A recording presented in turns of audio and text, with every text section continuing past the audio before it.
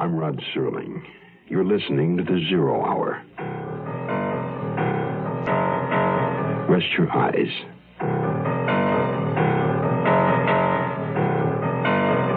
Exercise your imagination. This week, Tobias Wells' neo-Gothic tale of small-town terror. A die in the country. Starring Peter Marshall. Susan Strasberg. And Andrew Duggan.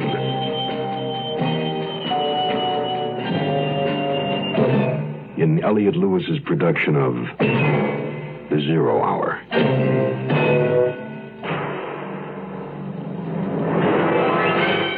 The Mutual Broadcasting System presents The Zero Hour. Sponsored in part by Quaker State Motor Oil, Campho-Phenique, and Bayer Aspirin. This is The Zero Hour on Mutual Radio.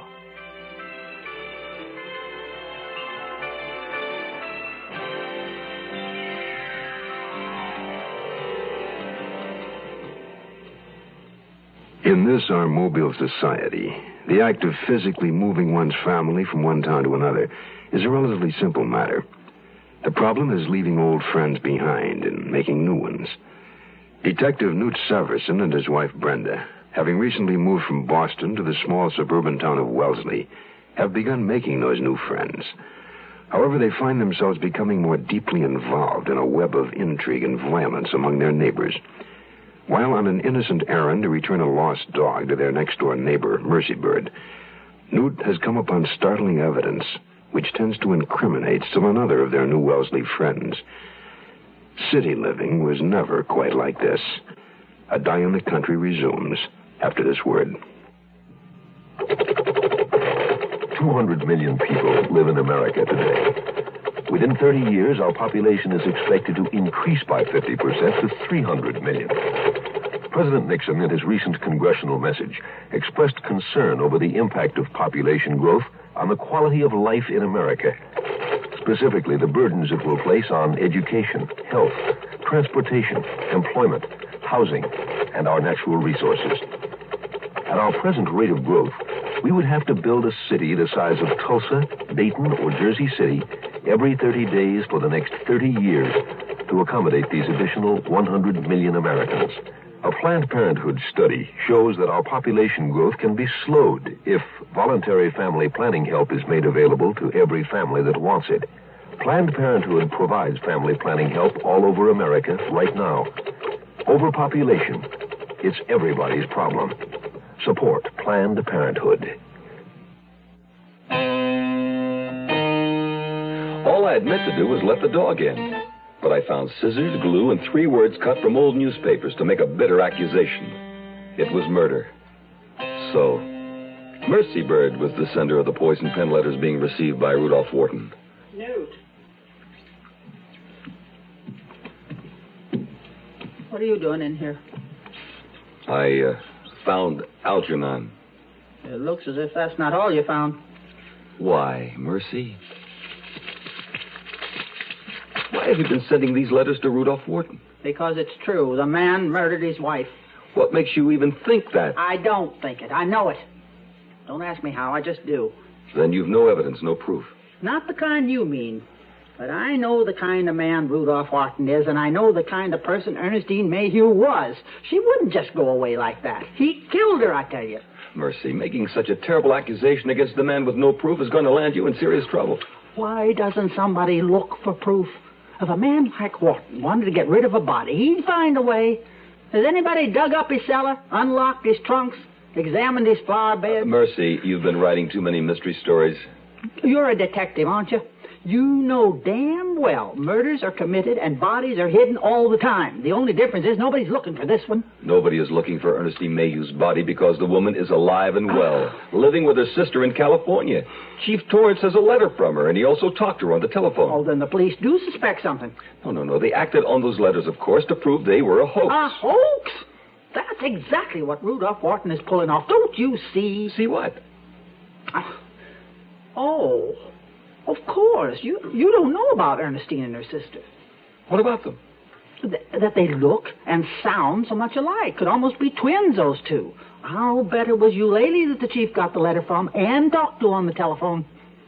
That might work for one of your books, but how could Rudolph Wharton persuade Eulalie Mayhew to masquerade as her sister? Then she'd know that he had killed her. Perhaps she does know. And is just going along with it? There's something else you don't know about the Mayhew sisters. They were both in love with Rudolph Wharton.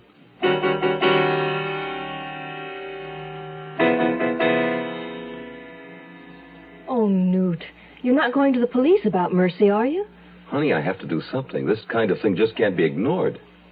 You don't suppose that there's a chance she's right about Rudolph Wharton? That he's a murderer? Huh. Now who's looking at our neighbors like a cop? But why would Mercy do this? Well, we know she's a little eccentric, and I suppose as a mystery writer, she may be inclined to let her imagination run amok. Living all alone in that creepy house. You know, there's hardly any furniture inside. I mean, from what I could see. Keeping her mother in that rest home must have been very expensive. Yeah. And a rest home owned by the rich Rudolph Wharton, no less.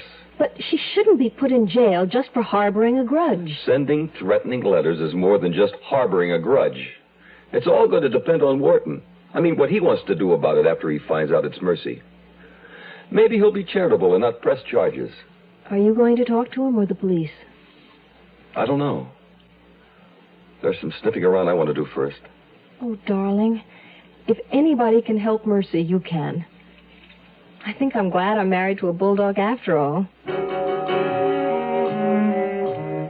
My first stop was the town clerk's office in Town Hall, a red stone castle on top of a hill. I didn't think it wise to chance Rudolph Wharton's finding out that I'd been checking for information on his wife. So I made up a story to tell the clerk that wangled me a look at the alphabetical file under M.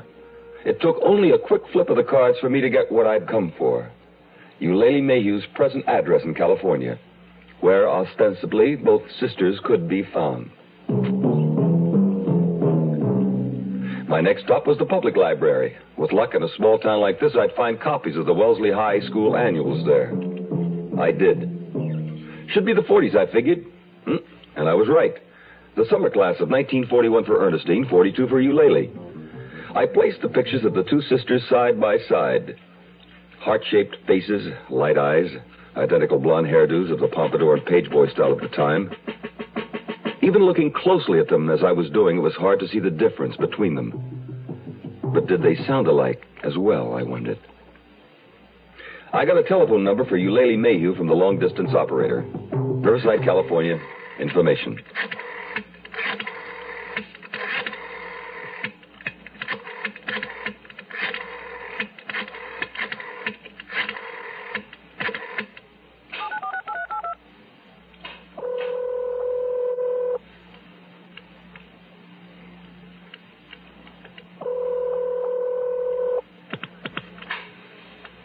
Hello?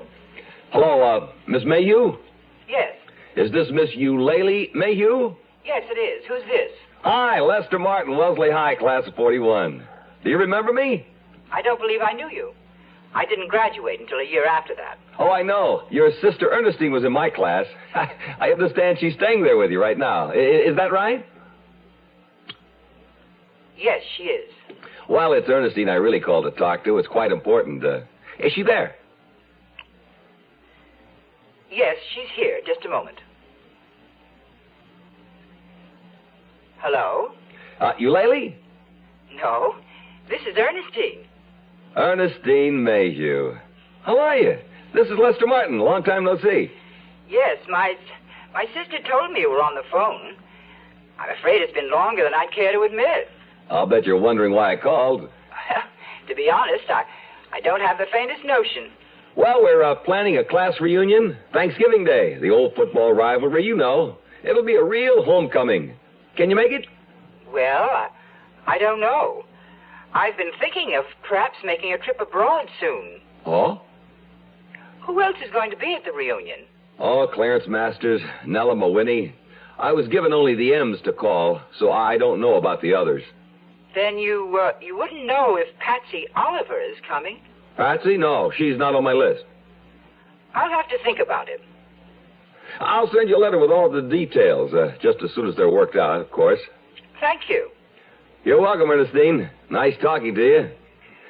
And you know something? What? You and your sister sure sound exactly alike. Well, you must have forgotten, Lester. We always did.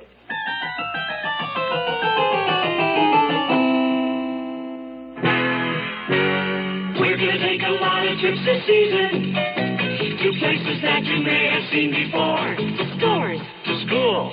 Out to the swimming pool. To the dentist, to the market. We will take our car and park it. We're still taking a lot of car trips these days, but these days, most of them are short trips. Unfortunately, short trips are tough on your car because it never gets the chance to really warm up enough to eliminate harmful deposits, things like rust, grit, and acid.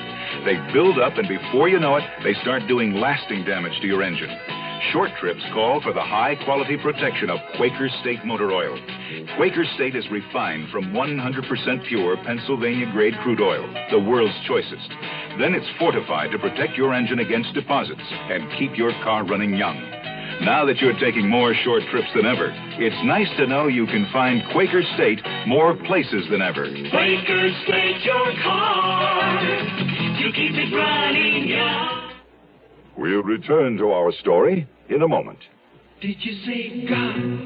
Well, I know him by everything you say and do. Did you say God? Well, I've seen him every time I look at you. He's touched you with his love and with his truth. Don't look any further. You are his proof. This hand in your hand in my hand. Can you hear the music play? Brother to brother, helping each other. You know we're gonna find a way. This hand in your hand in my hand. Can you hear the music say? Sisters and brothers loving each other. We're gonna make a better day. This message is brought to you by Religion in American Life. My phone call to California gave me nothing to go on. But for some reason, I suddenly thought of an old friend in Los Angeles. A private gumshoe named Jess Dyer, who I knew would do me a favor. A little stakeout at the Mayhew house, and maybe some discreet checking with the neighbors. Meanwhile, I decided to drop in for another little off-the-cuff chat with Chief Torrance down at the Wellesley police station. I was wondering, when you talked to Mrs. Wharton, what did you ask her? Did you find out when exactly she left Wellesley and how she got to California? Anything like that? Well, I didn't interrogate her, if that's what you mean. No reason to. All I needed to know was that she was alive. I suppose so. Only... What are you getting at, Severson? I hope you don't have the idea that I didn't check thoroughly just because it was Wharton. No, I wasn't thinking that. There have been people in this town from time to time who've tried to buy me, but they've learned quick enough that I'm not their boy. I can tell that. Okay, I just wanted to set things straight, in case. Because I'm getting the notion that you've got an itch. An itch? That's what I call it when it happens to me. An itch I can't scratch keeps me up nights sometimes. A feeling that something's out of kilter, off the mark. Yeah. I guess maybe that's what I got. And I gather you're thinking maybe it's a place I can reach that you can't. Maybe it is. What can you tell me about the Mayhew sisters, for instance? I hear they look and sound a lot alike. Well, that's true enough, especially in their younger days when they dressed alike, wore their hair the same way and everything. Later on, they didn't do that anymore, of course. I also hear that at one time, at least, they were both in love with Rudolph Wharton. Yeah, I suppose they were. That'd be back in their younger days, too, before Wharton settled on Ernestine. I remember when my wife and I used to go to the steakhouse in those days. We'd see the three of them, young Wharton, as handsome then as he is now, with the Mayhew girls, one on each arm. Both of them looking up at him like he was God. Is there anybody in town, anybody you can think of that Ernestine Mayhew would be likely to keep in touch with, no matter where she is? Yep, one person. Constance Giordi. Taught both the Mayhew girls. But Ernestine apparently always felt something special for her. She's the first person I tried to check when Wharton started getting those letters. And?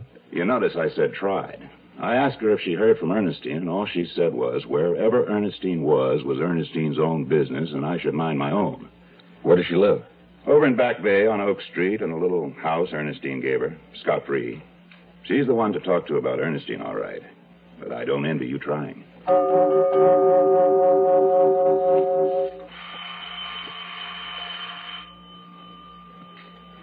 I caught a faint movement of the lace curtain across the glass panel door, and I rang again. Go away, whoever you are. I'm not going to, Miss Giordi. I need to see you. Who are you, anyway? I never saw you before. I know. I haven't lived here in Wellesley long. I'm a detective from Boston, and I want to speak to you about Ernestine. Ernestine Mayhew? I just want to know one thing from you, whoever you are.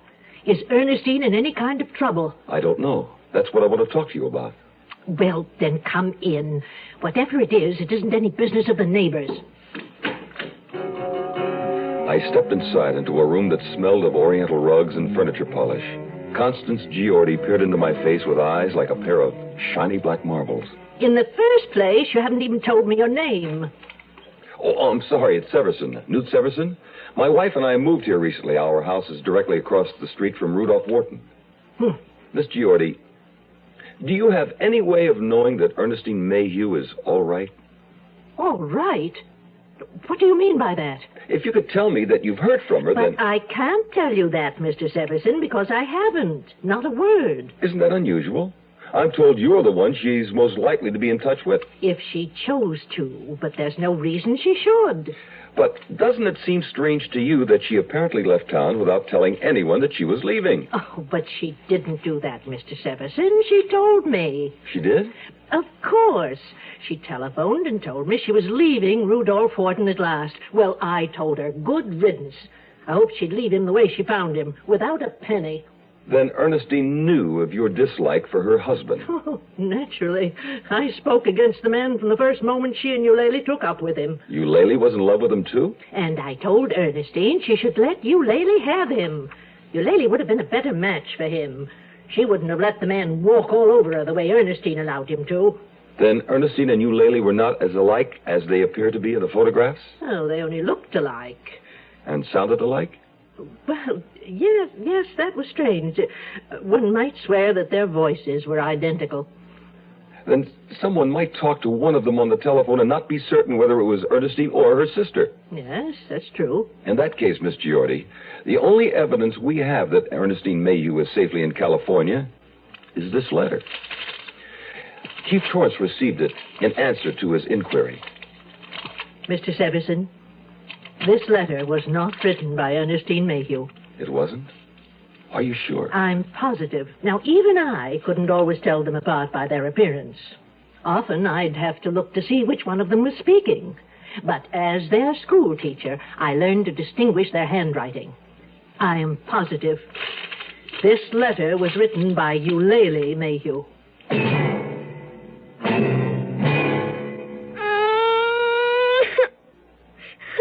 No pain's a little one when it happens to your child. Campho-Phenique instantly stops pain of minor cuts, scrapes, or burns. What about infection? Campho-Phenique gently penetrates skin injuries to kill germs that can cause infection, so injuries can heal nature's way. Janie, feel better now? It stopped hurting, Mommy. For minor cuts, scrapes, burns, Campho-Phenique, the penetrating first aid medication, stops pain instantly, helps prevent infection. Campho-Phenique. College only puts foolish ideas into a girl's head. Some men also thought women should never get the vote. The thing some people used to believe. Even today, some people think all aspirin is alike. But the fact is, all aspirin is not alike. Bayer tested its aspirin against every leading brand. The test showed for quality, Bayer is superior.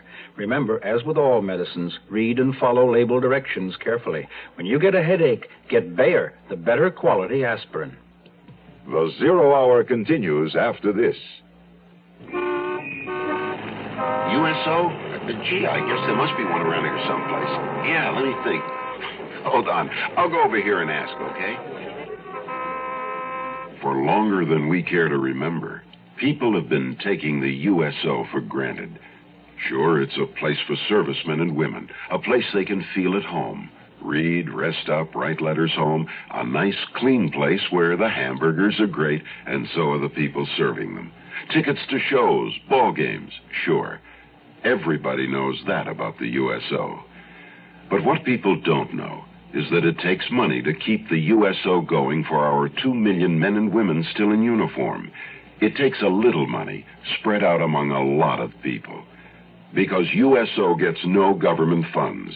It depends entirely on your gifts to the United Fund, Community Chest, or local USO campaign. So please give. Our work isn't done. I felt a chill when the old woman told me with such certainty that the letter had not been written by Ernestine, but by her sister. Maybe Mercy Bird, with all her talk of murder, wasn't so far off base after all. But I knew about handwriting evidence in court. One expert verified a forgery. A second expert repudiated the testimony of the first. Although I wondered who would dare to repudiate Constance Giordi. I was in the mood now to have that chat with Rudolph Wharton regarding Mercy's imprudent, threatening notes. I had a feeling I was going to find Wharton inclined to be lenient. I found him in his office in a building that housed a bank, a pharmacy, and a department store, all belonging to Wharton, I presumed. He sounded even more tolerant than I'd expected. Poor Mercy. She never quite got over her mother's death. They were very close. Yes, I gather that. She blames me for it, as perhaps she's told you. You know, I've always thought that strange. It's natural enough to blame someone, the doctor of the fates, but just because I happen to own the nursing home? Yes, that must be the reason for her sending you those letters, but why do you suppose she would accuse you of killing your wife? Well, she's always been fond of Ernestine, I think. Ernestine tolerated her. I suppose somehow she associated my wife's departure with the death of her mother. Two people she was fond of. Yes. I guess that's possible. She's inclined to be, eccentric. As I'm sure you've noticed. Eccentric is putting it kindly. She's something of a character, all right. But harmless enough, I imagine. Then, are you going to press charges against her? No, I don't think that'll be necessary. That's very generous of you, considering the harassment she's caused you. Well, perhaps it might be well for her to see a psychiatrist. There's a good man at the hospital I could refer her to. I doubt that she has the money for that kind of treatment. Well, something could be worked out, I'm sure. Thank you, Mr. Wharton. You're being most considerate. I'm glad. As a matter of fact, my wife and I have become quite fond of Mercy Bird, and I wouldn't want to see her in any real trouble. By the way, Mr. Severson, I've had a call from my wife. You have? Yes. She was puzzling over a phone call she received.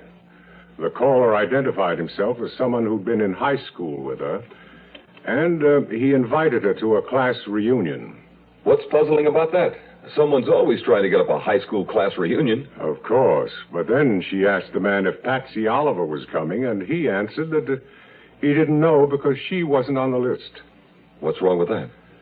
Well, Patsy Oliver was a very popular figure at Wellesley High in those years. I remember him well. Patsy was a nickname for Patrick. Oh. Well, I tell your wife not to worry. Memory plays tricks on people. We all know that. Don't we, Mr. Wharton?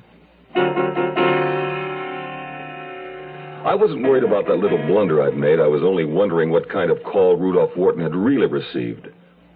Leaving Wharton's office, I threw caution out of the window by walking into the bank and making an inquiry about Ernestine Mayhew Wharton's account.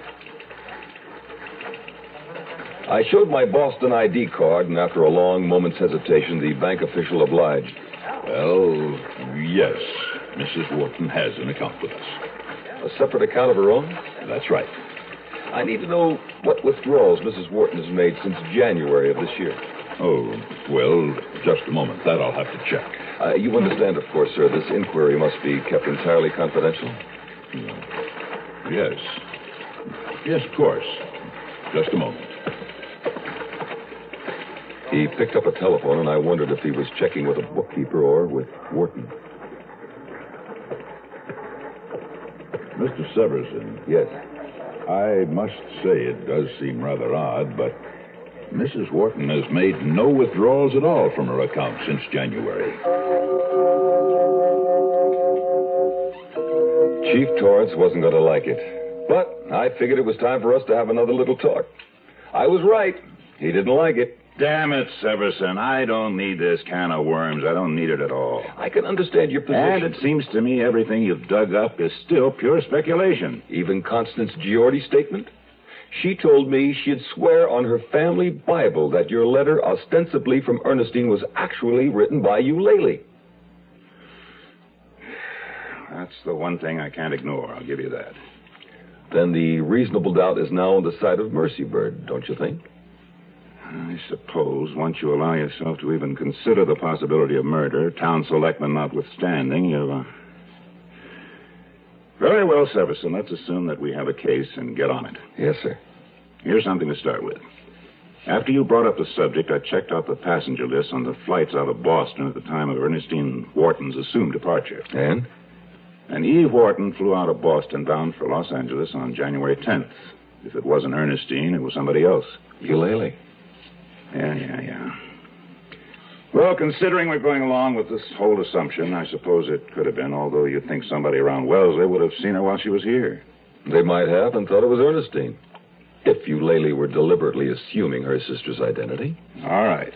And what we want to find out is, if there was a flight into Boston from L.A. sometime just before the 10th that shows an E. Mayhew on the passenger list. Exactly.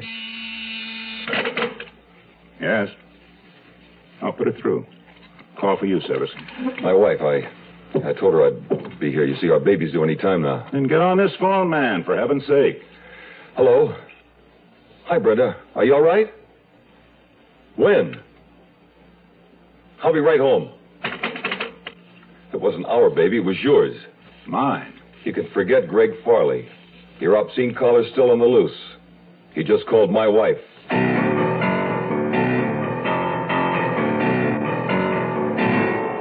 You are listening to Mutual's presentation of The Zero Hour.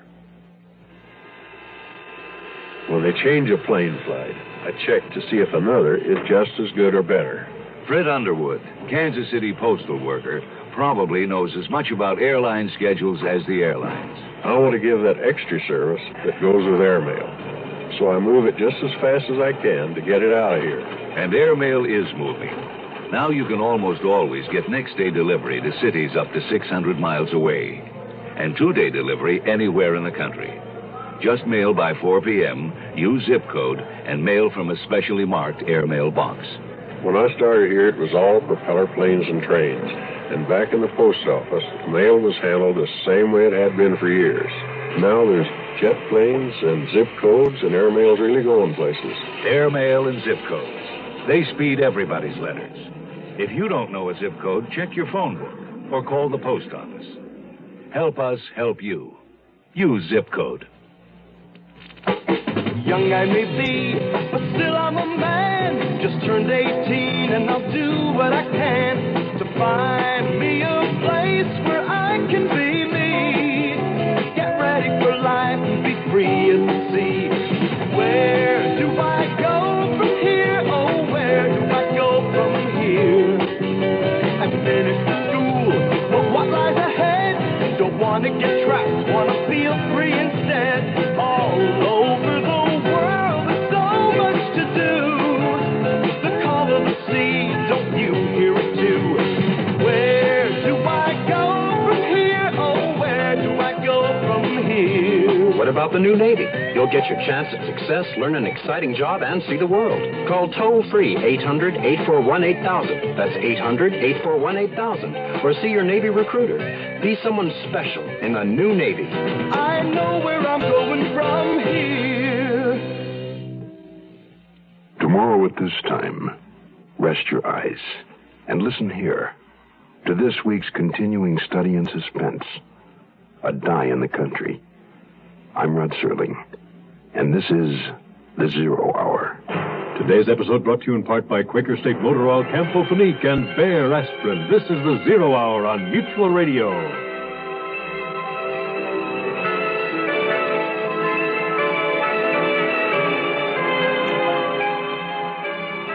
You have been listening to The Zero Hour, a presentation of the Mutual Broadcasting System in association with Hollywood Radio Theater.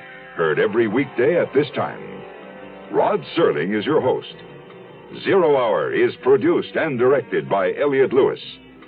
The Hollywood Radio Theater theme was played by Ferranti and Teicher and is now available on United Artists Records and Tapes. Hugh Douglas speaking. Tune in tomorrow, and once again, rest your eyes and listen here to The Zero Hour. This is the Mutual Radio Network.